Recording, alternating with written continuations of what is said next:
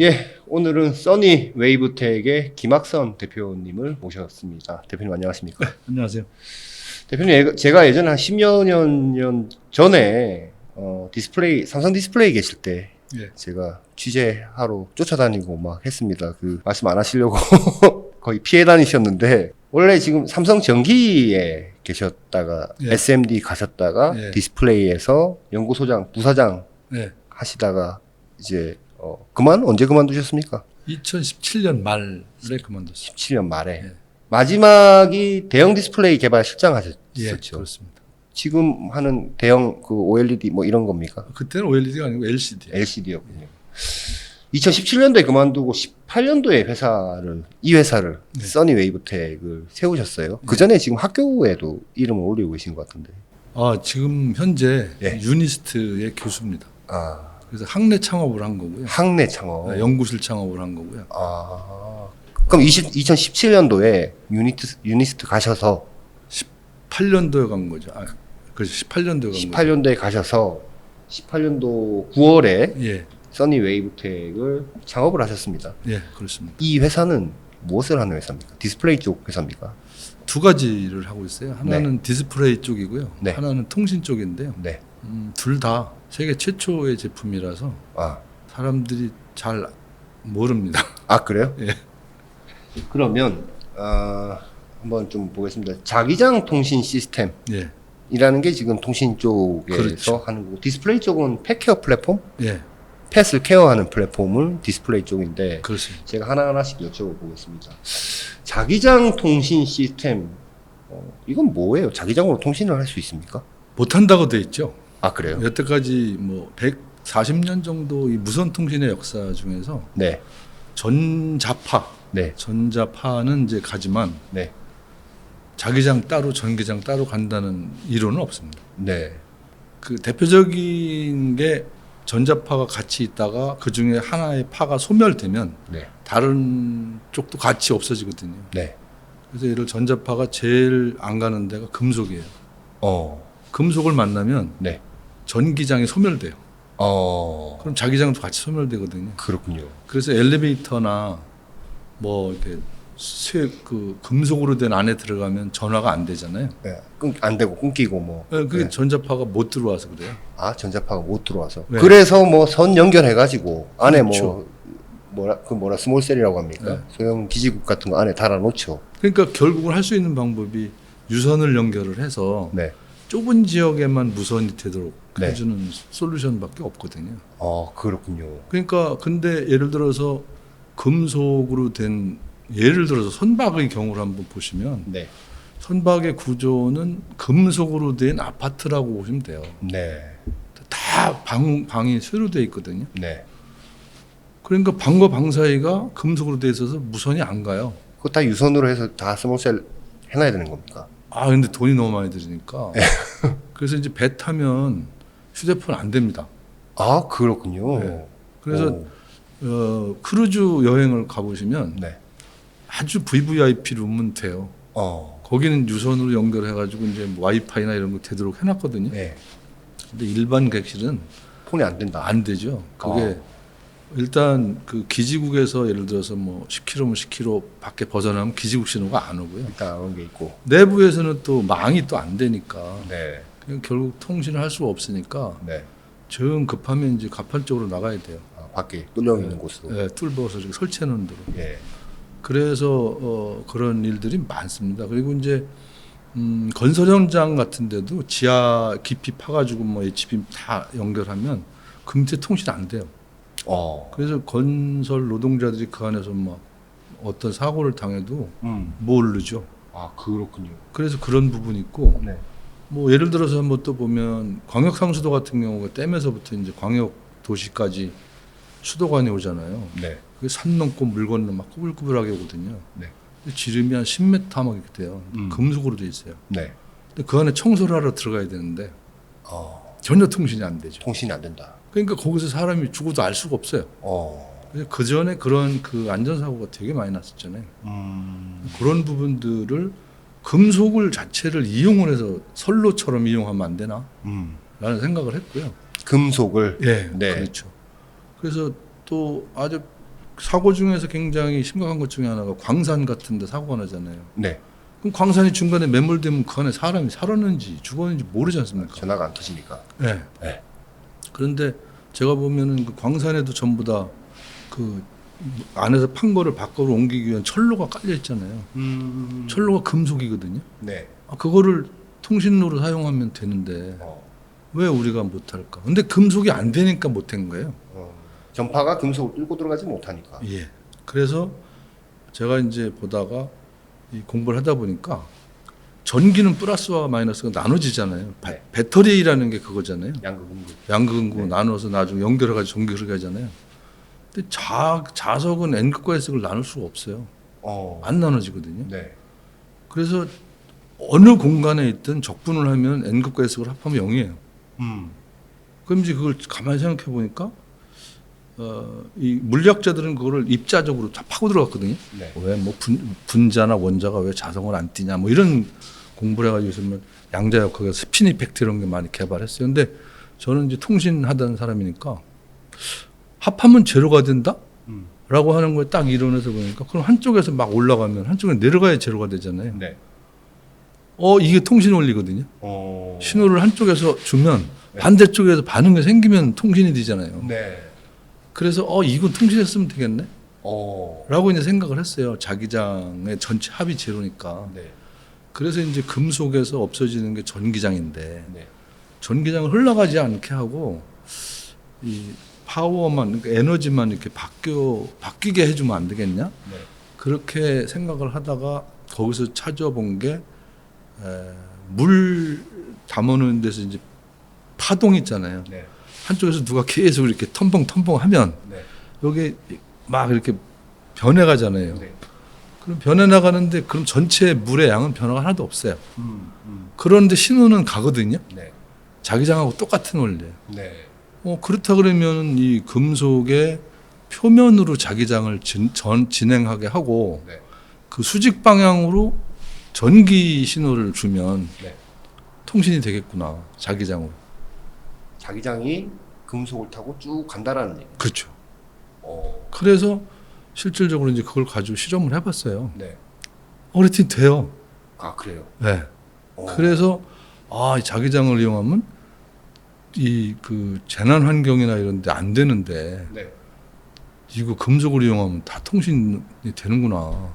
그래서 구태여 선을 깔지 않아도 금속으로 연결된 구조물에서 그냥 신호만 이렇게 에너지만 변화시켜주면 네. 받는 쪽에서 반대로 받으니까 그러면 통신이 되잖아요. 네. 그래서 그거 가지고 논문도 내고 뭐 여러 가지를 했는데 네. 아무도 믿어주질 않더라고요. 아, 그래요. 네. 왜냐면 이제 전자파를 공부하는 사람 입장에서 보면 그건 말이 안 된다는 얘기죠. 그 에어로 날아가는 전자파가 네. 어디 금속에서 안 되는 게 많은데 금속으로 뭘 통신을 한다고 그러니까 다들 뭐 거짓말이다 그렇게 얘기들을 하는데 네. 제가 이제 그 무선 통신을 전공하면서 1884년도에 이제 그 무선으로 처음으로 통신을 성공했거든요. 네. 영국의 도버 해협에서 이렇게 막 통신을 했는데 그 이후에 여태까지 네. 이 무선 통신에서 이론이 실제로 앞선 적이 없어요. 이론이 실제로 앞서지 않았다는 건 어떤 의미? 어떤 현상이 발견돼야 그거를 이론적으로 규명을 나중에 했죠. 아, 이거 왜 저러는 거지? 뭐 이러면서. 네. 그래서 다른 거는 어떤 이론이 나오고 이론 근거로 해서 실험을 해가지고 새로운 게 나오는 게 많은데 가설을 세우고. 네. 근데 이 무선 통신에서는 그런 적이 한 번도 없어요. 제가 알기로는. 아, 그렇군요. 그래서 이제 어떤 현상이 발견되면 네. 이거 왜 이래? 네. 라고 해서 이제 막 수학자들 물리학자들이 파고들어서 무슨 시오리를 만들어내는 거죠. 그러니까 맥스웰 방정식이 어떻고 렌치의 법칙이 어떻고. 그래서 그 전에 뭐 왜 이게 머리카락이 이게 뭐 플라스틱으로 비빈다면 왜 머리가 딸려가냐 몰랐잖아요. 근데 나중에 그 정전기 영향이라는 걸 나중에 밝혀진 거고. 이게 전자통신에서는 그 원리보다 현상이 다 먼저 일어났어요. 근데 지금 대표님은 그 반대인 거 아닙니까? 아니 저도 이제 현상을 개발을 해놓고 네. 네. 이론적으로 뭘 내니까 아, 이론이 없으니까 네. 저 무슨 뭐 이론도 없는 걸 가지고 얘기를 하냐. 그 더군다나 이제 학계에서는 새로운 거가 탁 만들어질 때마다 이 반대가 심하잖아요. 그래서 오죽하면 뭐 저기 그 뭐야 저 지동설에서 천동설 그 바뀔 때도 지동설 주장한 애가 죽어가면서도 그래도 지구는 돈다 이렇게 얘기를 했잖아요. 그러니까 새로운 거 하면 반대가 심합니다. 어쨌든 아까 뭐 선로 이렇게 말씀하셨는데 그러면 이 공간에서 대표님 그쪽에 이제 줄 하나 이렇게 선로 같은 거 놔두면 네. 여기서 자기장을 발생시키면 여기로 온다는 거 아닙니까? 이게 금속이라고 그래요. 네, 금속을 네, 타고 네. 간다는 신호가 거죠. 온다는 거. 네. 자기장 발생을 뭘로 시킵니까? 자기장 발생은 아까 얘기했지만 이제 전기장을 금속 표면에 수직으로 신호를 주면 네. 자기장 발생하는 안테나처럼 된 걸 만들어요. 네. 그럼 이제 자기장으로 싹 변화가 되죠. 그럼 그게 일로 오면 그럼 그거는 마찬가지 자기장을 받아서 전기장으로 바뀌어가지고 전기로 바뀌는 거죠. 그 신호를 갖고 저기서 무슨 얘기를 뭐를 한 건지가 이제 여기로 온다는 거. 그렇죠. 그렇군요. 그거는 이미 다 증명이 되었습니까? 그렇죠. 제가 그거를 지난 5년, 6년 동안 온갖 환경에서 실험을 다 해가지고 영상도 하고 음성도 하고 데이터도 가는 걸 다 증명을 다 해줬어요. 아 그래요? 네, 그러니까 이제서는 그거 되는구나. 그래서 이제 그 가는 이론에 대한 건 아직은 그러면 이론은 아직까지 부족하죠. 근데 이게 왜 현상은 그렇게 되는지는 네. 근데 기본적인 개념 정도는 제가 설명할 수가 있는데 네. 아직까지 실질적으로 할 때 그러면 이 통신에서 지금 막 무선 통신에서 그 개발되어 있는 모든 시오리들을 하나하나 적용시켜 가지고 이건 어떻게 되라고 물으면 아직까지 그건 몰라요. 다 그래요? 앞으로 연구 더 해야 됩니다. 지금 뭐 새로운 발견을 하신 겁니까? 뭐 그렇다고 보시면 되죠. 발견이라고 보시면 되죠. 발견. 그러니까요. 네. 발견하시고 지금 사업화를 하시려고 지금 또. 네, 사업화를 하고 있는 거죠. 그러면 지금 거기서 전기를 이렇게 줘가지고 네. 이쪽에 와갖고 네. 전기가 다시 보내면 다시 이제 전기 신호로 이제 온다라는 얘기인데 네. 뭐 얼마나 빠르게 어떤 거를 보낼 수 있습니까? 지금 쓰시는 통신 다 돼요. 와이파이, 블루투스, 뭐 직비, 아, LTE, 5G. 어, 그 이제 칩셋은 다 똑같은 거잖아요. 네, 근데 그게 뭐 무선으로 해서 이렇게 에어로 가던 게 네. 단지 금속 편원으로 바뀐 거예요. 매개체가 네, 매개체가 네. 바뀐 거죠. 그러니까 이게 쉽게 하면 저희가 이제 전달 매개체 변환 네, 바뀌었다. 그래가지고 이제 미디움 체인지라고 저는 얘기를 하는데 네. 그러니까 무선으로 하다가 막힌 동네 가면 이제 무선이 안 되니까 그럼 선을 깔아야 되는데 그건 금속이 돼 있어요. 네. 그럼 전파가 안 되는 데는 대부분 금속으로 돼 있는 데니까 그럼 거기는 표면에다 붙여주면 되잖아. 그러면 이제 표면을 타고 전송이 되니까 기존에 있는 뭐 통신 시스템을 그대로 사용할 수 있죠. 그래서 뭐 데이터 레이시 어떻게 됩니까? 그러면 저는 통신 규격에 따라 결정됩니다.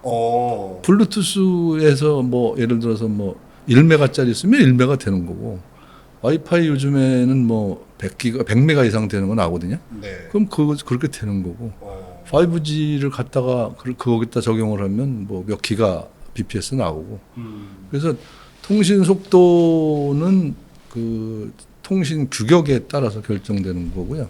아 그래요? 네, 거리가 이제 예를 들어서 에어로 가는 것보다 금속으로 가는 게 더 멀리 가냐, 뭐 가까이 가냐 이런 질문을 많이 하거든요.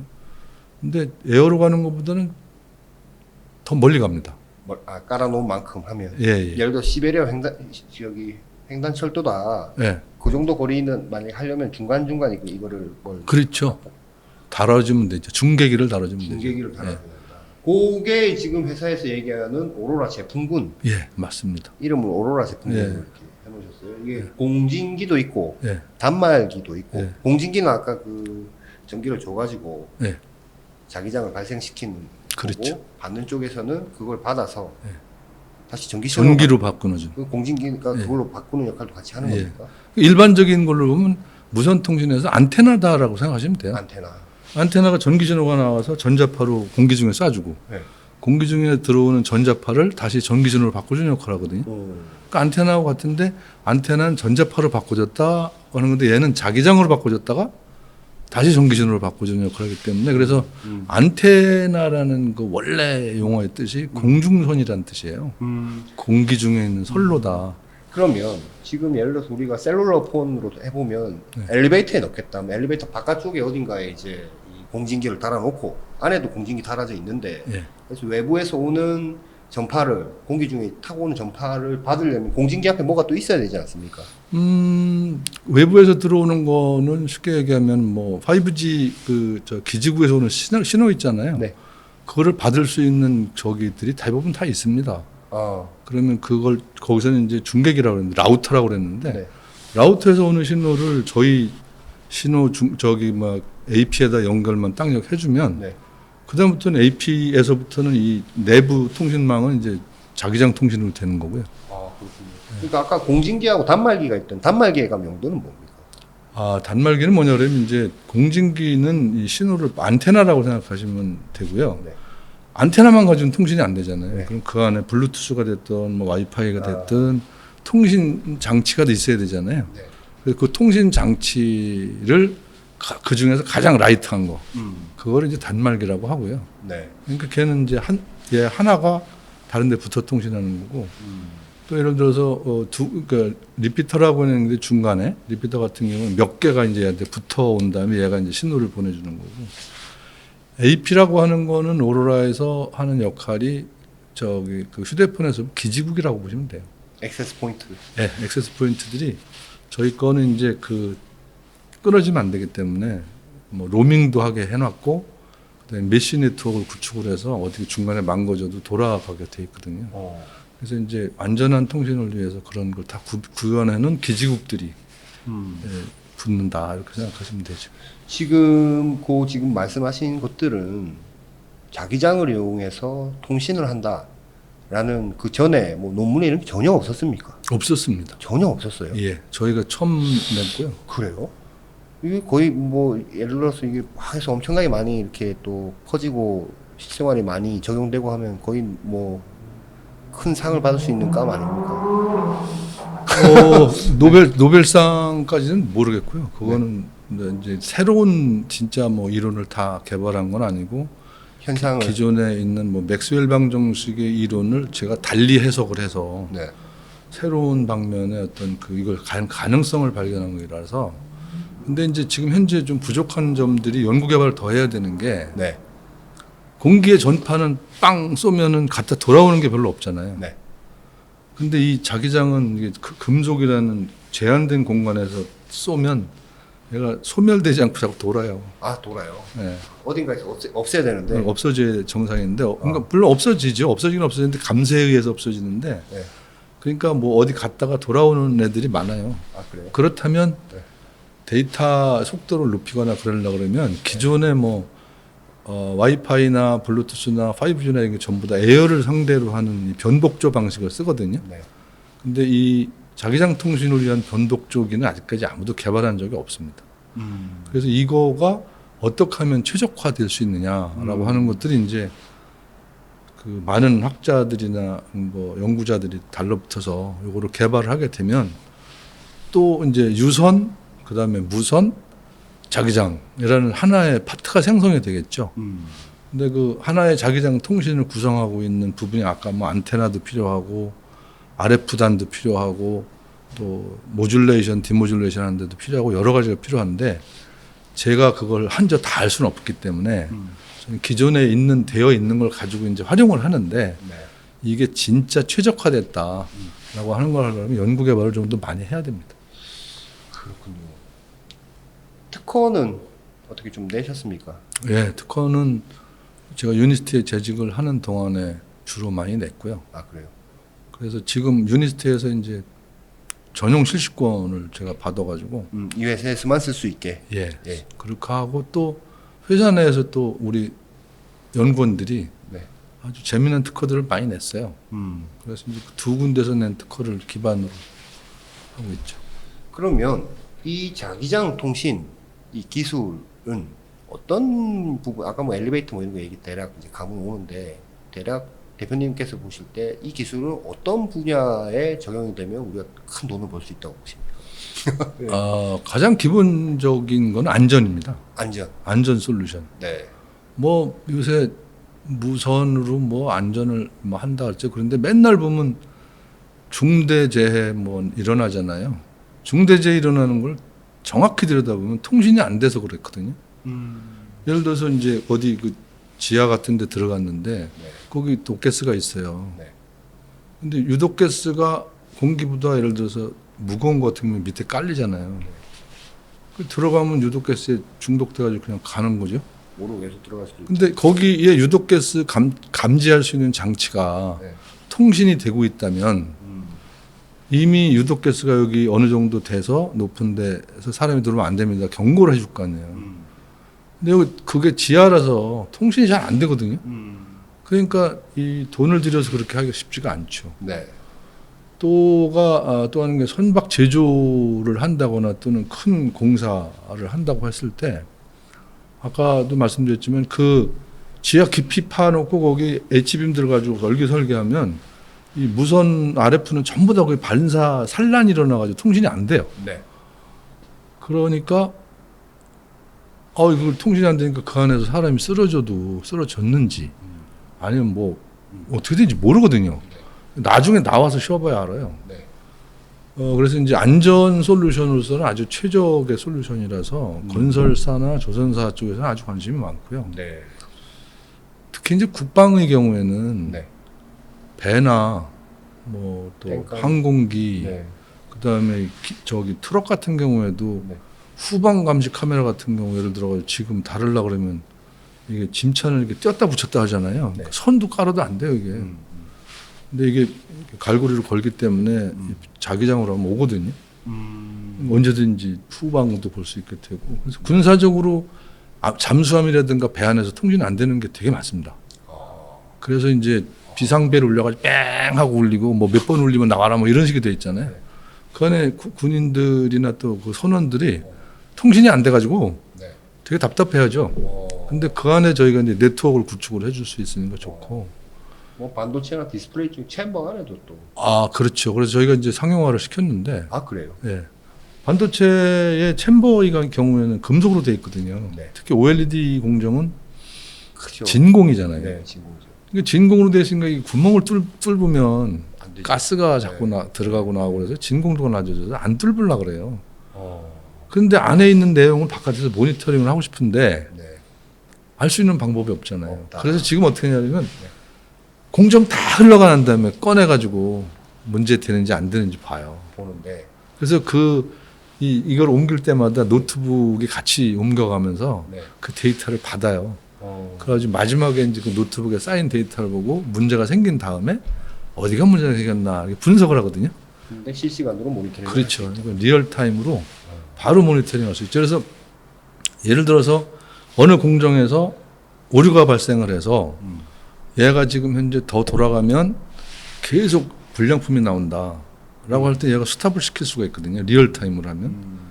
그걸 우리가 이제 페일리어 코스트라고 그러죠. 실패 비용이라고 그러는데 그게 회사마다 아마 몇 조씩 될 거예요. 근데 요거를 이용을 하면 훨씬 확 줄일 수 있죠. 그래서 지금 그 챔버 안에가 되게 환경이 되게 열악할 텐데 엄청 이제 하시하다고 합니까? 뭐 좀 제일 문제는 온도입니다. 온도. 네. 그 회사에서 만든 그 안에 이 뭐랄까요? 그 공진기나 이런 게 안에서 버팁니까? 그래서 이제 그게 온도로 버틸 수 있는 한계가 있거든요. 네. 그래서 온도가 무척 높은 데는 이제 센서만 이렇게 집어넣는 형태로 가고요. 단말기가 이제 센서가 붙어 있어야 되는데, 온도가 높지 않은 경우에는 저희 그냥 센서를 이제 방열 처리를 해가지고 그거 들어가서 되거든요. 그래서 그래도 이제 몇 가지 지금 뭐 고온 모니터링 하는 거, 온도 모니터링 하는 거, 그다음에 진동 모니터링 하는 거, 그리고 과거에 이제 뭐 반도체에서도 유독가스 모니터링 하는 거, 이런 것들은 저희가 이제 다 했죠. 그렇군요. 다양한 분야에 쓰일 수 있겠네요. 뭐 엘리베이터 이런 데 뭐 들어가는 거야 뭐 당연히 뭐 나중에 기술이 그거는 뭐 그렇게 엘리베이터 자체가 이게 선을 끌고 다니거든요, 얘가. 네, 네. 그러니까 걔들은 그 사람들 입장에서는 뭐 전선 어차피 끌고 다니는데 뭐 굳이 뭐 저 통신선 하나 넣었다고 그래서 무슨 문제가 되냐 이렇게 되는데 뭐 예를 들어서 하나 저기 같은 경우는 자동차 같은 경우에 네. 그 자동차는 타이어 프레셔 매니지먼트 시스템에서 TPMS라는 게 TPMS 있어요. 공기압 재주는 거예요? 네. 네. 그게 배터리를 넣어놨습니다. 전지. 아, 배터리가 있어요. 안에. 예, 예. 네. 그 수명이 5년이에요. 바꿔줘야 되는군요. 예, 5년마다 바꿔줘야 되는데 네. 많이 타는 사람은 타이어를 교환을 하니까 괜찮은데 네. 그 운행을 조금 하는 사람은 5년에 안 바꾸거든요. 타이어를. 5년 되면은 배터리가 방전돼가지고 경고등이 떠요. 네. 그러면 이제 어떻게 해줘야 되느냐? 그거 배터리 갈기 위해서 타이어 다 빼가지고 배터리만 가지고 다시 끼워줘야 돼요.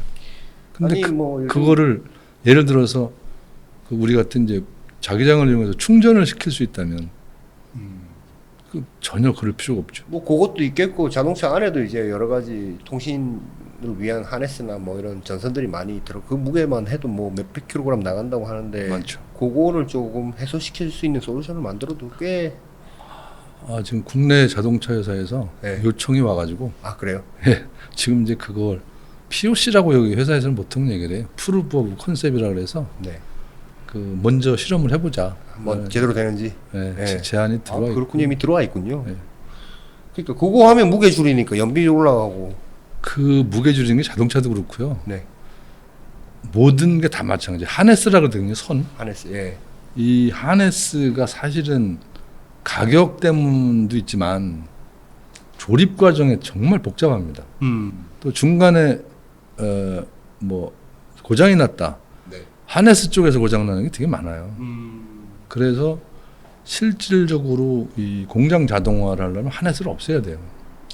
그래서 지금 자동차 업계에서 제가 전해 들은 바에 의하면 하네스를 없애라라는 게 전 세계 화두고 네. 그거에 대해서 일본의 모 회사에서는 옛날에 그 파워라인 커뮤니케이션이라고 PLC라고 있었어요. 네. 근데 그게 뭐 가격도 비싸고 하여간 데이터 레이트 늦고 그래가지고 못 쓴다라고 했었는데 일본 사람들은 하여간 뭐 끊임없이 연구를 해가지고 사용할 수 있는 수준까지 왔대요. 그래서 도요타 같은 경우에는 그거를 개발했다라고 발표를 했어요. 근데 그 나머지 회사들은 답이 없는 거예요. 그러니까 이제 저희들한테 연락을 하는 회사들이 생기는 거죠. 지금 POC 많이 하고 있군요. 많이 했습니다. 다 작동은 제대로 다 된다라는 거죠. 그렇죠. 작동 안 되는 데가 한 군데도 없었어요. 그렇군요. 그럼 그 많은 POC 지금 뭐 분야가 많아요. 뭐 진공 챔버에도 들어가고 네. 선박에도 들어가고 뭐 지하 뭐 건설 현장, 뭐 네. 아까 자동차, 뭐 CCTV 뭐 여러 가지 있는 것 같은데 매출이 나오게 된다면 네. 어디서 제일 많이 나오고? 뭐 수량으로 따지면 자동차가 제일 크겠죠. 자동차 거 완성되고 나면 네. 그거는 그거- 언제 연락이 왔다고 한 겁니까 지금? 아까 국내 자동차 회사에서 뭐 POC 해보자라고 네. 한 거는. 그 연락이 와서 원래 올해 2월 달부터 하기로 했었는데 조직 개편이 일어나가지고 네. 담당자가 자꾸 바뀌어요. 그 집도 울산에 있고. 아니 그 그건 집은 상관없나요? 그 집은 울산은 없습니다. 연구소가 연구소 선행개발 마량이 있죠. 선행개발이 그쪽에 있어가지고 그리고 이제 외국에서도 지금 그 얘기가 좀 오고 있어요. POC가 검증 완료된 게 있습니까? 검증 완료된 거요? 네. 아까 제가 말씀 선박 네트워크는 검증이 다 완료됐고요. 그럼 이제 발주 나올 것만 기다리고 있는 거예요. 네, 지금 일부는 이제 발주가 나와서 네. 저희가 이제 선박에도 이제 그 선급 인증을 받아서 안전에 아주 심각하다 그런 거는 선급 인증까지 다 받아야 되거든요. 네. 근데 그렇지 않은 경우에는 이제 제조사에서 이렇게 선택할 수 있어요. 그래서 그거는 지금 이제 발주 받아가지고 납품도 했고요. 네. 그다음에 이제 확산하는 거. 네. 근데 우리나라에서 조선 산업이 이제 4개 조선사가 있는데 4개 네. 조선사에서 다 만드는 배를 합쳐도 네. 1년에 한 50척 내외예요. 그렇군요. 근데 거기 다 들어가는 것보다 이제 저기 그 크루즈선 하나에 들어가는 게 더 많습니다.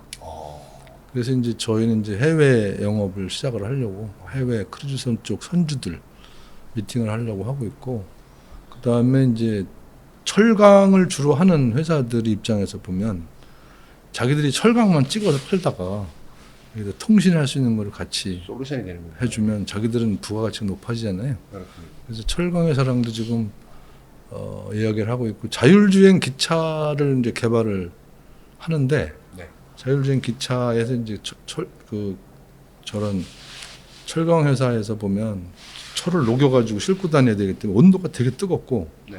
얘가 컨테이너 저기 우리 저 시멘트 콘크리트 게 돌면서 가잖아요. 네. 그것처럼 얘도 가서 이렇게 움직여서 부어야 돼요. 네. 그 철물을. 네. 근데 그러니까 움직여야 되니까 유선도 안 되고 뜨거워서 유선도 할 수도 없고 무선은 쇠로 되어 있으니까 앞뒤가 안 연결되고 그래서 뒤에 카메라가 있어도 앞에서 안 보여요. 이런 것들을 이제 저희가 가서 딱 연결해 주니까 뭐 소통이 잘 되죠. 그래서 POC 끝나서 지금 이제 또 그런 그 시범 사업으로 준비를 하고 있습니다. 작년에 매출이 한 10억 정도 네. 된 걸로 제가 찾아보니까 이렇게 나오던데 죄송합니다. 제가 뭐 보려고 본 건 아니고 오늘 인터뷰 한다니까 기억 좀 봤는데 그 매출, 지금 사업이 딴 게 하나 더 있어요. 펫 관련된 지금 매출은 어떤 부분에 POC 매출입니까? 아니면 아닙니다. 그 POC 매출 얼마 안 되고요. 네. 그건 이제 저희가 네. 어차피 데이터가 저희도 쌓여야 되고 나가서 이제 어떤 그 저기 레퍼런스 사이트가 있어야 되잖아요. 네. 그래서 거기는 돈을 별로 안 받고 저희가 설치를 해서 다 데이터해서 이제 그쪽에서 네. 오케이 하면 이제 그 다음부터 이제 제품을 하거든요. 네. 그래서 작년까지는 POC 중심으로 다 했고요. 올해 이제 그 POC 했던 거를 이제 시범 프로젝트로 연결되는 게 꽤 있습니다. 올해 정신이 없어요. 각 회사마다 다 하자 그래가지고. 네. 그래서 그게 이제 올해부터 이제 매출로 연결이 되고요. 작년 11월 달에 저희가 이제 그 펫용, 네. 펫 전용 TV를 출시를 했어요. 반려견 전용 네. 미디어 박스. 예. 약간 지금 앞에 그 사업하고는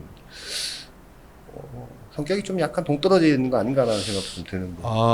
그게 이제 그 통신을 제외한 나머지 기술은 거의 같아요. 아, 그래요? 네, 통신에도 이제 안에 CPU 써야 되죠. 소프트웨어 넣어야 되죠. 네. 그 다음에 안전 솔루션 하려고 그러면 카메라도 통신돼야 되고 네. 음성 통신도 돼야 되고 네. 다 돼야 돼요. 네. 근데 단지 이 통신에서는 우리가 이제 뭐 디스플레이가 없다 뿐이거든요. 네. 근데 그 모든 솔루션에 들어가는 기술이 펜 미디어 박스에 똑같이 다 들어갑니다. 기술적으로는. 미디어 박스는 뭡니까? 이 지금 도그 플레이, 독스플레이죠. 독스플레이, 개의 디스플레이라는 예. 개를 위한. 예. 아. 이게 이제 기원부터 말씀드리면 네. 과거에 제가 이제 그 디스플레이 연구소장을 할 때 이 디스플레이를 잘 만들려면 뭐를 만들어야 되냐? 디스플레이의 진짜 고객이 누구냐?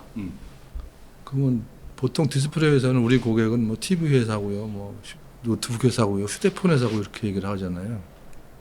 근데 제가 그때 생각을 한 게 그건 업의 본질이 아니다. 그거는 서플라이 체인 중에 하나일 뿐이지. 우리 디스플레이의 본질은 네. 눈이 고객이다. 눈이. 사람의 눈이. 네. 네. 그러니까 사람이 보는 디스플레이는 사람 눈에 맞춰서 해야 돼요. 네. 근데 사람의 눈에도 보면은 정상적인 눈이 있고 시력이 나쁜 사람이 있고 생맹인 사람이 있고 색약인 사람이 있잖아요. 네. 이런 사람들한테 전부 유익한 디스플레이를 만드는 게 디스플레이를 만드는 사람의 사명이지 밝기만 밝고 컬러만 좋은 게 되는 게 아니다. 눈에 좋아야 된다. 전니트 돼야 된다 뭐 이러잖아요. 텔레비 회사들은. 그러니까 그거는 공학자들이 하는 얘기고요. 네. 근데 실질적으로 인간의 눈이라는 거를 기본으로 하면 너무 밝게 하면 눈 되게 피곤해요. 그리고 예를 들어서 이제 그 블루 라이트가 너무 나오잖아요. 네. 그러면 사람 황반이 상합니다. 그래서 과거에 이제 제가 블루 라이트를 스카이 블루하고 딥블루로 나눠서 딥블루는 밤에는 안 봐야 된다. 그거 왜냐면 바이오리듬에서 보면 사람 눈에는 이제 스위치가 있어요. 생체 스위치. 근데 이게 딥블루가 들어오면 낮은 줄로 인식해요. 그러면 내 몸에 있는 세라토닌이 네. 멜라토닌으로 바뀌어야 잠을 자거든요. 근데 안 바뀌는 거예요. 바뀌고. 그러니까 잠이 안 와요. 낮은 줄 알고. 네. 그러니까 잠이 오는 사람이 계속 텔레비 켜고 있잖아요. 네. 계속 잠 안 오는 거예요, 그거. 그래서 이게 생체 리듬을 모르고 디스플레이를 자꾸 얘기를 하면 네. 반쪽짜리 지식이 되는 거거든요. 그래서 이제 눈이 우리의 진정한 고객이니 눈에 대해서 연구를 해야 된다라고 해서 눈의 종류, 구조 이런 걸 많이 했어요. 그래서 앞으로 뭐 디스플레이가 뭐 구조가 우리는 RGB 스트라임용으로 되어 있는데 그게 아니라 예를 들어서 뭐 그 잠자리 눈 구조로도 만들어 봐야 되고 어떤 거는 이제 뭐 포커스가 뭐 이 독수리 같은 경우에는 포커스 이 조절 속도가 엄청 빠르거든요. 먹이 집어치고. 네, 먹이 쫙 있는 거 보고서 쫙 들어가서 그냥 줌인 줌아웃을 쫙 하는 거죠. 네. 그 스피드가 보통이 아니에요. 그 다음에 아마 유튜브 영상 보신 분들이 고양이하고 뱀하고 싸우는 건 많이 보셨을 텐데 뱀이 꼼짝 못해요 고양이한테. 그래요. 뱀이 뭐 아무리 물으려고 해도 고양이한테 맞습니다. 그게 왜 그러냐면 개나 고양이의 동체 시력이라는 게 네. 엄청 발달돼 있거든요. 아 그래요. 네. 그러니까 예를 들어서 우리가 사람은 우리 60Hz짜리 TV를 봐도 동영상으로 보이잖아요. 그게 사람의 원래 프리퀄링 주파수가 24개예요. 24입니다. 24. 그러니까 24개의 그림이 1초 동안 지나가야 우리는 동영상으로 보는 거예요. 근데 개나 고양이는 몇 개냐? 최소 48개예요. 사람의 2배입니다. 그렇군요. 그러니까 우리가 60Hz짜리 이 TV라는 거는 30장을 이렇게 위로 아래로 이렇게 디스플레이 시켜주는 건데 네. 고양이나 개 입장에서 보면 48장이 아니니까 그냥 사진이 이게 무슨 그러니까 정지 영상을 할 때는 이게 틱틱 넘어가는 걸로 보이는데 저희처럼 지금 하는 이 스트리밍 방식으로 하면 왜 물이 줄줄줄줄줄 흐르는 것처럼 보이는 거예요. 그걸 사람도 진짜 휴대폰에서 주파수를 한 40Hz 정도로 해가지고서 해보면 네. 줄이 옛날 영화 보는 것처럼 줄이 막 보이거든요. 그걸 이제 프리커링이라고 그래요. 네. 프리커링이 많이 보이는 거죠. 그러니까 개나 고양이의 눈에서는 사람 60Hz짜리 TV를 보고 야 봐봐 그러잖아요. 그런 걸 보고 이제 개 같은 경우라 그러는 거예요. 뭐 이런 거를 개들이 지들을 보인다고 나한테 잘 보이는 줄 아나 이렇게 생각하는 거죠. 예, 예. 그다음에 애들이 기본적으로 또 생명이에요. 아 개나 고양이가요? 네, 개를 먹는다. 정록 생명이에요. 사람들이 잘못 알고 사람이 흑백 생명인 줄 아는데 그게 아니고 정록 생명이거든요. 하나씩만 보이나요? 네, 그러니까 블루하고 옐로우 두 개가 메인이에요. 그렇군요. 근데 그 사람이 안 보이는 그 자외선 영역을 또 보아요, 얘는. 그러니까 사람은 레드, 그린, 블루 요것만 보이잖아요. 네. 가시광선. 네. 근데 가시광선 바깥의 거를 걔는 봐요. 허허. 그러니까 우리가 이제 인간을 위해서 만들어낸 거는 칼라 필터라는 게 전부 다 사람 눈에 맞춰져 있잖아요. 그렇군요. 걔 눈에 안 맞죠. 그러니까 걔 눈에 맞는 디스플레이가 필요하다라고 해서 제가 이제 회사에서 몇 년 동안을 개발했어요. 그렇군요. 네, 그래서 이제 개 있는데 가서 실험도 막 하고 개 벼룩도 오르고 막 그래봤거든요. 몇 년을 했죠. 그래서 그 디스플레이를 단 디바이스를 이제 내놓으시는 겁니까? 그렇죠. 그렇군요. 네, 그래서 이제 그 개한테 맞는 디스플레이가 필요하다라고 하는 걸로 하고 이제 알고리즘을 이용을 해서 네. 개 눈에 맞춰주는 거예요. 그리고 개가 하드웨어적인 구조를 바꾸는 게 아니고 구조는 가능하면 안 바꾸고요. 구조 있는 상태에서 내가 알고리즘을 이용하면 네. 칼라 변환을 시킬 수가 있거든요. 원래 영상에 네, 원래 칼라 변환을 시킬 수 있고 그다음에 하드웨어 자체가 120Hz 안 되는 거 쓰면 안 되니까 네. 고급 디스플레이 써야 돼요. 비싸요. 그래서 그렇군요. 네, 그다음에 걔가 근시거든요. 네. 사람 눈으로 보면 0.2 정도 돼요. 근데 얘를 안경을 씌울 수도 없고 그러니까 안경을 벗은 0.2의 사람이 괜찮게 보여 안경 벗어도 라고 하는 영상을 만들어 줘야지 걔한테 만족할 거 아니에요. 큼직큼직하게 해야 된다는 그렇죠. 그래서 이제 거기에 예를 들어 엣지 네. 엣지나 이런 게 우리는 눈 좋은 사람은 그 조금만 있어도 보이잖아요. 걔는 잘 안 보이거든요. 그러니까 엣지를 이제 디텍션을 해가지고 강조를 막 해주고 그렇게 해서 이제 근시인 개들이 봐도 잘 보이게 해줘야 되는 뭐 등등의 기술들이 많이 들어가야 돼요. 그래서 그런 기술을 가지고 네. 이제 또 하나는 이제 개는 시각만 좋은 게 아니라 청각이 엄청나게 발달돼 있어요. 네. 그래서 사람이 보통 16Hz부터 2만 Hz까지 듣는데 네. 개는 66만 Hz까지 듣습니다. 귀가 정말 그래서 개는 주인이 차를 몰고 집 앞에 오면 이게 자기 주인 차인지 알잖아요. 차에서 나오는 소리를 가지고 구분을 해요. 심지어 신발 끄는 소리를 보고 듣고서도 이게 아빠인지 엄마인지 구분이 돼요. 네. 이게 귀가 되게 발달됐어요. 그럼 귀가 발달된 애들이 음악은 어떻겠어요?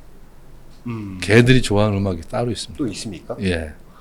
그렇군요. 그래서 이제 개 관련 음악을 네. 우리가 이제 틀어줄 수 있는 게 필요하죠. 그래서 이제 마이크로폰 스피커를 일반 사람용이 아닌 개를 위한 특별한 걸 제작을 해가지고 구비를 하고요. 특별하면 뭐 어떻게 달라집니까? 대역폭을 항상 늘려야죠. 대역폭을 늘려야 된다. 예. 아, 그래요. 예. 그래야지 그 사람 소리만 그대로 들리면 안 되잖아요. 개가 들을 수 있는 영역에 넓힌 거를 들려줘요. 소위 우리 고급차에 들어 뭐 스피커 20개 달려 있는 뭐 30개 달려 있고 막 이런 것처럼. 그거는 이제 서라운드는 네. 우리가 보통 이제 뭐 5.1 채널 또는 6.1 채널 막 이렇게 하잖아요. 그거는 우리가 얘기하는 채널을 여러 개로 나누는 거예요. 네. 여러 개로 나누어서 우리가 이제 보통 좋은데 음향실 좋은 데 가면 스피커가 3개 있잖아요. 네. 제일 밑에 퉁퉁거리는 우퍼. 우퍼. 그다음에 중간에 메인. 메인. 그다음에 작은 트위터. 이게 고음용, 중음용, 저음용이거든요. 그걸 다 합해도 네. 2만 헤르츠가 안 돼요. 아, 그래요. 그러니까 우리 사람이 듣는 거는 오케스트라 연주할 때 가장 높은 주파수 나오는 게 16,500 정도 돼요. 우리가 그렇군요. 근데 걔는 들을 수 있는 훨씬 더 넓죠. 대역대가 훨씬 더 넓다. 네. 그러니까 그 스피커도 되게 좋은 걸 스피커를 좋은 걸 써야지. 광대역 스피커를 써줘야지. 개발자가 아주 상팔자네 이게 지금 정말 그 텔레비전 틀어놓고 가면. 아니 뭐 그렇게 생각하면 문명의 얘기를 사람도 다 즐기는데 그다음에 또 하나가 이제 개를 키우는 사람들이 가장 애로사항이 뭐냐 그러면 개가 집에 혼자 있을 때 이걸 어떻게 하지? 그게 제일 두려운 거예요. 그렇죠. 왜냐하면 통계적으로 보면 개가 혼자 집에 있을 때는 사람에 비해서 6배 시간을 느끼거든요. 그렇군요. 보통 6배. 그러니까 집에 보통 6시간 있다 그러면 36시간 동안 혼자 있는 거와 똑같은 거예요. 사람으로 말하면. 네. 그래서 집에 단독 가구에서 개를 키우는 경우에 CCTV를 틀어서 보면 주인이 나가면 그 나간 문 앞에서 이렇게 하고 앉아 있어요. 계속 있다가 주인 올 때 돼야 일어납니다. 그렇지 않으면 이제 거기서 병에 걸린 애들이 분리불안증이라고 그러는데 분리불안 걸린 애들은 거기서 휴지 뜯고 뭐 물어 뜯고 난리 나요. 그게 사람으로 말하면 그게 우울증이거든요. 근데 그런 개가 동서양을 막론하고 통계적으로 4분의 1 정도 돼요. 그러니까 아니 우리가 지가 좋자고 반려동물을 키워놓고 반려동물은 괴롭게 하고 있잖아요. 얘들을 행복하고 편안하게 해줘야 되겠다. 그래서 이제 이걸 만들었는데 이걸 만들다 보니까 주인도 행복해야 되잖아요. 또 그래서 주인이 이제 여기 보면 CCTV가 달려가지고 카메라가 달려 있어서 휴대폰으로다 이렇게 탁 틀으면은 CCTV 탁 틀어지거든요. 그럼 홈캠 기능이 있어가지고 우리 강아지가 뭐 하고 있나, 고양이가 뭐 하고 있나 보이죠. 그 다음에 이제 전화를 할 수 있게 했어요. 영상 통화. 그래요. 네, 그래가지고 전화해가지고 뭐 우리 집 댕댕이 이름을 부르면 저 구석에 있다 막 뛰어오죠. 그럼 이제 주인 얼굴이 텔레비전에 나오니까. 그것도 개나 뭐 이런 동물들 눈에 맞춰서. 그렇죠. 네. 그러니까 개 입장에서 보면 혼자 굉장히 심심하게 있다가 아니 저기 주인이 자주 이렇게 드러나서 자기도 케어해주고 그러니까 동물하고 사람 간의 교감이 잘 이루어지니까 그 혼자 있던 불안감 이런 데서 많이 해소가 돼요. 그래서 그거는 의학적으로 이제 그 심장에다가 이렇게 가슴에다가 심장 박동기를 달아보면 우리가 만들어준 이 독 스프레이를 켜놓으면 그 심장 박동수가 점점 안정화돼 갑니다. 그래가지고 이제 어느 정도 되나면 그 다음부터 이제 주인이 나가도 와서 이제 슬슬 놀다가 이제 텔레비전 실끔실끔 보고 또 노래도 듣고 이러죠. 제가 보내주신 소개 자료에서 요 디바이스 텔레비전하고 뭐 리모컨하고 붙여 있는 요거 사진 나중에 녹화 영상 나갈 때 사진 띄워드릴. 요거 얼마예요? 요거를 그냥 완제품 세트를 사는 겁니까? 예. 얼마입니까? 지금 뭐 100만 원 정도 하는데요. 100만 원요? 몇 근데 인치죠? 15.6인치요. 120Hz에 예. 뭐 여러 가지 다 집어넣는 말씀하신 거니까요. 그 소프트웨어 기술들이 다 들어가 있는. 예. 그다음에 아까 스피커도 이건 초음파 스피커 따로 들어가고요. 하. 카메라도 좋은 거 해놔야 되고. 네. 하여간 뭐 여기 어떻게 보면 IT의 총화라고 보시면 돼요. 그러면 이건 지금 판매를 하고 있습니까? 예, 합니다. 어디서 살 수 있습니까? 쿠팡에 들어가시면 아 있습니까? 예, 지금 쿠팡에 지난주부터 저희가 올라왔고 뭐라고 검색해야 됩니까? 독스프레이라고 치시면 돼요. 독스플레이. 예. 아, 그러면 요거를 하드웨어 세트도 나오고 이제 핸드폰에 아까 말씀하신 그런 앱 같은 것도 다 이제 우리가 예, 다운로드 받을 해가지고 수 있도록 다 돼 있어요. 쓰면 예. 된다. 그렇군요. 말씀 듣다 보니까 요즘 그 반려견 키우는 가족들이 또 우리가 또 그 노년층이 또 많아지고 그러면서 저는 뭐 그 애들 싣고 다니는 그 뭡니까 유모차에도 네. 애들 막 강아지들 싣고 다니는 또 늘어나서 수요가 꽤 있을 것 같기도 하다는 생각이 좀 드는데 회사에서는 어떻게 봅니까?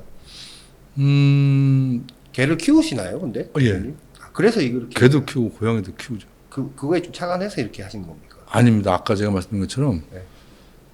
저는 개나 고양이들이 너무 외롭고 아픈 애들 어떻게 하면 좀 행복하게 해줄까라는 것 때문에 한 거고요.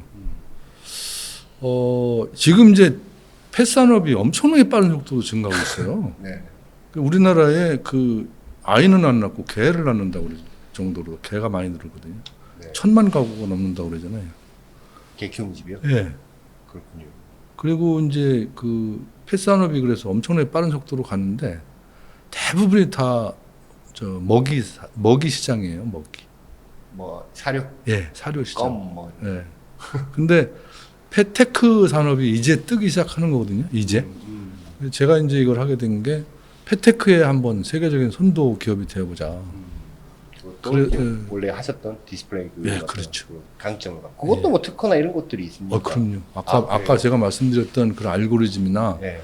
이런 것들이 다 특허입니다. 아 그렇군요. 예, 그래서 지금 국제 특허를 이제 국내 특허에서 국제 특허로 내는데 국제 특허는 없습니까? 그런 거. 없죠. 없으니까 이제 국내 특허도 없어요. 저희가 낸 그래요? 거 거의 다죠. 그래서 개가 그 근시고 뭐 그 생명 색약이라고 해야 됩니까? 생명 세계학이죠. 색약이고 뭐그 프레임이 뭐 사람보다 더 빠른 거를 인지를 해야 되고 이런 것들에 대한 기술자들의 배려가 그동안 없었나 보군요.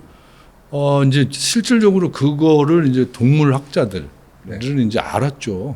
알았는데 대책이 없었죠.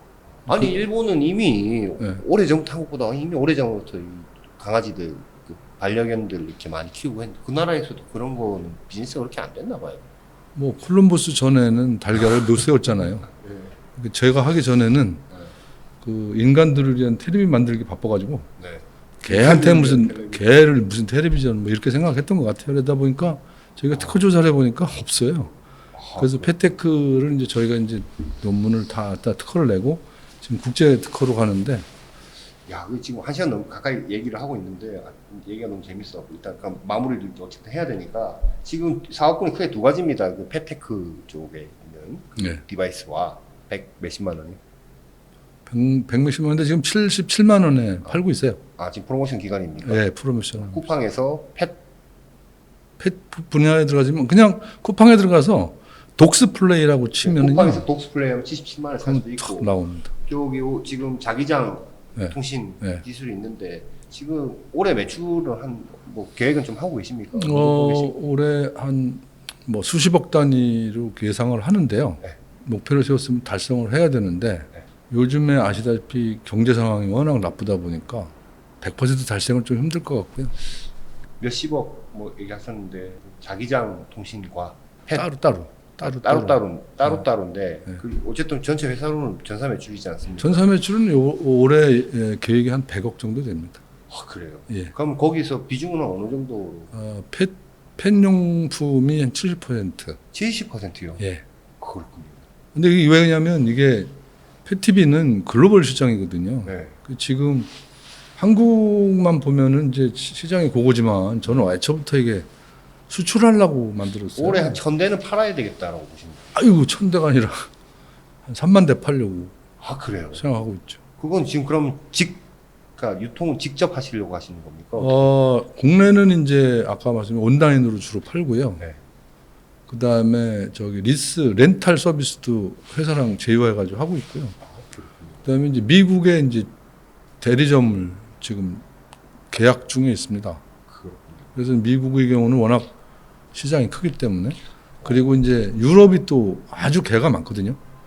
그래서 저희가 이제 아마존 유럽하고 아마존 아메리카에 며칠 있으면 이제 입점을 해요. 77만 원에 만드시면 마진은 얼마나 났습니까? 별로 안 남습니다. 별로 안 남아요. 저희 비즈니스 모델이 하드웨어 장사가 아니에요. 아 그럼 그 안에서 뭔가 콘텐츠. 그 강아지도 좋아할 만한 콘텐츠를 그렇죠. 또 예. 만들어 하면 500원, 뭐 100원, 1000원. 아니 그렇게 하고 매달 구독료. 아 구독료로. 구독료로 해서 제가 이제 하드웨어는 어떻게 보면은 한 번 팔고 나면 끝이잖아요. 네.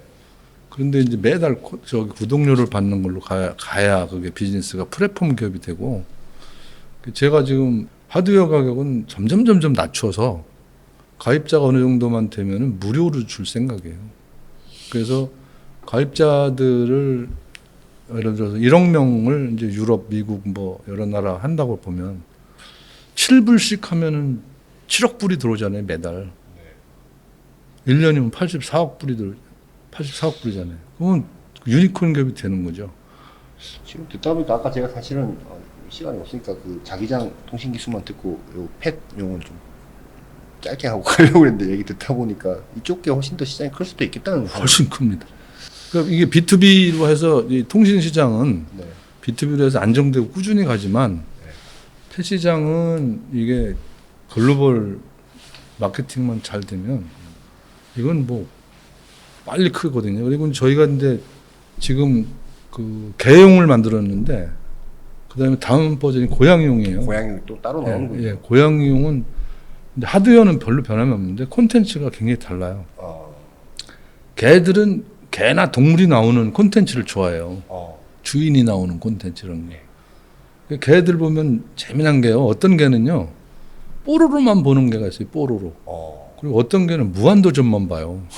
그러니까 개도 아주 편식이 심해요. 그래서 개한테 어떤 것이 맞는지 저희가 이제 AI를 좀 개발하고 있거든요. 네. 개가 어떤 콘텐츠를 보면 어떤 반응을 보이는지 그걸 나중에 찾아서 그거를 이제 분석을 해가지고 주인들한테 피드백을 줘요. 당신네 개는 어떤 콘텐츠를 보고 있을 때 가장 안락하고 어떤 콘텐츠를 보면 승질나니까 우리 서버에서 다운받을 때 어떤 콘텐츠를 많이 보세요라고 이제 저희가 레코멘드 추천해 주거든요. 그런 서비스를 하기 때문에 지금 전 세계에 그런 서비스 하는 데가 없어요. 그렇군요. 그럼 지금 네.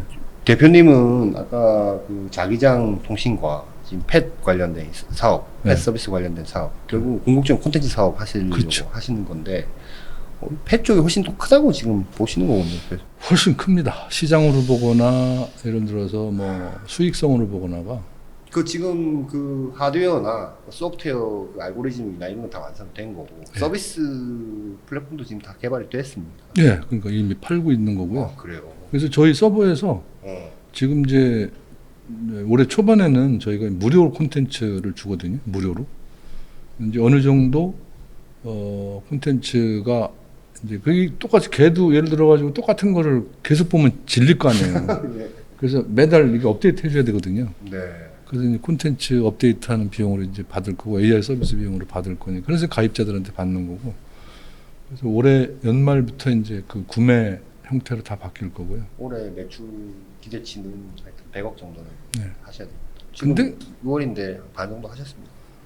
저희가 중간에 좀 썸씽이 있어가지고 직접 팔기로 해서 한 4개월 동안을 저희가 하나도 안 팔았어요. 아 근데 이제 지금 지금은 받고 있어요. 네, 지금 이제 아까 말한 쿠팡에 올라가서 이제 주문 받기 시작했거든요. 뭐 반응이 괜찮아요. 그 생산 누가 합니까? 생산은 한국에 있는 그 우리 파트너사가 하는데 필리핀에서 합니다. 필리핀에서요. 네. 또 신기하네요. 또 필리핀. 그게 저희가 이제 메인 타겟을 미국하고 유럽으로 잡다 보니까 중국에서 생산을 하게 되면 관세가 엄청 높아요. 그래서 필리핀은 관세가 제로거든요. 그래서 이제 필리핀에 생산해가지고 바로 미국이나 유럽으로 보내는 걸로. 투자도 좀 받으셔야죠. 이제 받아야 됩니다. 제가 지금 누적으로 투자는 얼마나 받으셨습니까? 누적 투자가 54억 정도 받았는데 54억이요. 전부 이제 어떻게 보면 다 지인들이에요. 제 네. 지인들. 네. 이제부터는 이제 기보 이런 데도 있던데요, 보니까. 근데 기본은 이제 처음에 창업을 할 때 아, 그 프로그램에서 자기들이 해준 거예요. 네. 투자해주고 이제 보증도 주고. 올해 얼마나 그럼 그 자금은 언제 조달하셔야 됩니까? 아주 급한 건 아니지만 그래서 제가 이제 유니스트 퇴직이 8월 말이에요. 아, 예, 예. 8월 말에 퇴직하고 나면 그다음부터 내가 이제 자유인이 되거든요. 그 전에는 이제 국가 소유 인간이라서 네. 간접적인 국가 소유 인간이라서 법적인 제재가 많아요. 아, 그래요. 네.